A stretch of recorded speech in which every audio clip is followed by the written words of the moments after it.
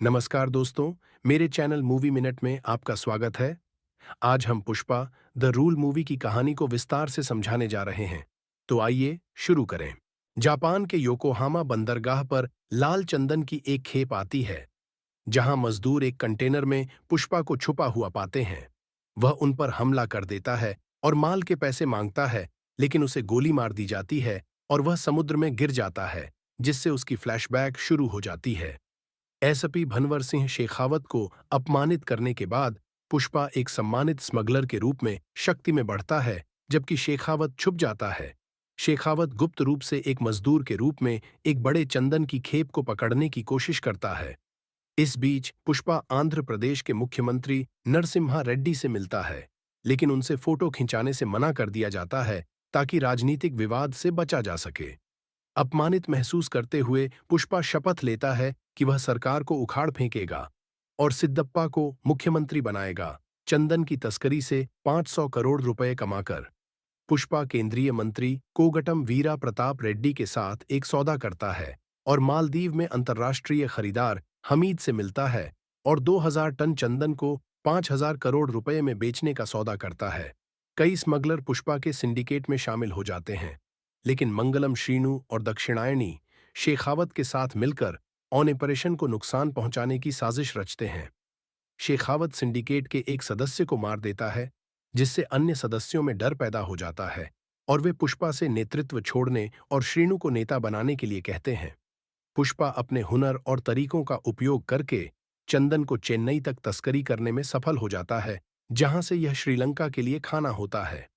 इस बीच शेखावत ट्रकों पर हमला कर देता है और ड्राइवरों को भागने पर मजबूर कर देता है। मीडिया शेखावत की इस कार्रवाई की प्रशंसा करती है, लेकिन श्रीनु को एहसास होता है कि लोड चंदन नहीं था, बल्कि सैंड्रा था, जो लाल चंदन की तरह दिखता है, लेकिन इसका बाजार मूल्य नहीं है।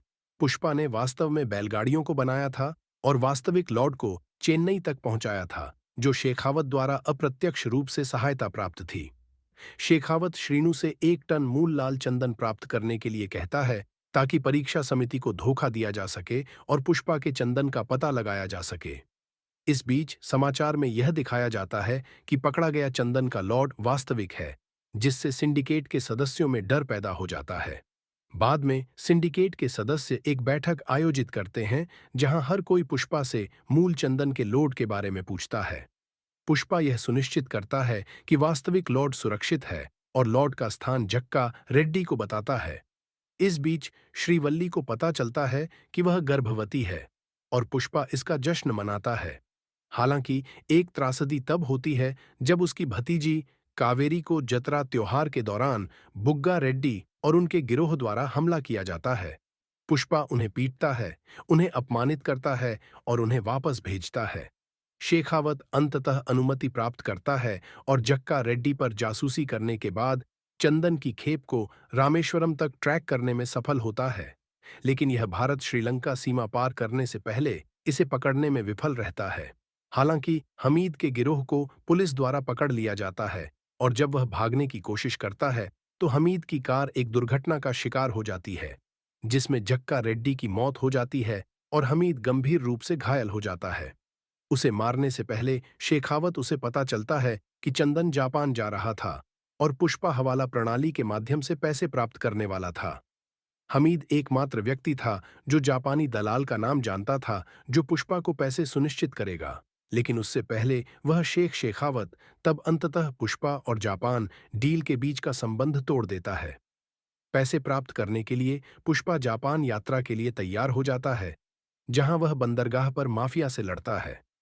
पुष्पा को गोली मार दी जाती है और वह समुद्र में गिर जाता है, लेकिन वह वापस आता है और जापानी बॉस हिरोशी को साबित करता है कि वह बड़े चंदन के लोड का मालिक है। अंततः हिरोशी पुष्पा को पैसे भेजता है और उसे भविष्य में सीधे सौदा करने के लिए कहता है, जिससे सभी दलालों को हटा दिया जाता है। पुष्पा पैसे का उपयोग करता है और सिद्दप्पा मुख्यमंत्री बन जाता है। पुष्पा तब जाली रेड्डी के घर जाता है, अपने बड़े भाई जक्का रेड्डी की मौत पर शोक व्यक्त करने के लिए। पुष्पा जाली से बातचीत करने की कोशिश करता है, लेकिन वह उसे अनदेखा कर देता है और प्रतिद्वंद्विता जारी रखता है। शेखावत गुस्से में हो जाता है क्योंकि वह नकली चंदन को पकड़ने के लिए उजागर होने वाला था। और जब वह भंडारण स्थल को जलाता है तो वह आग में खुद को मारने की तरह दिखाई देता है, लेकिन उसका शव नहीं दिखाया जाता है।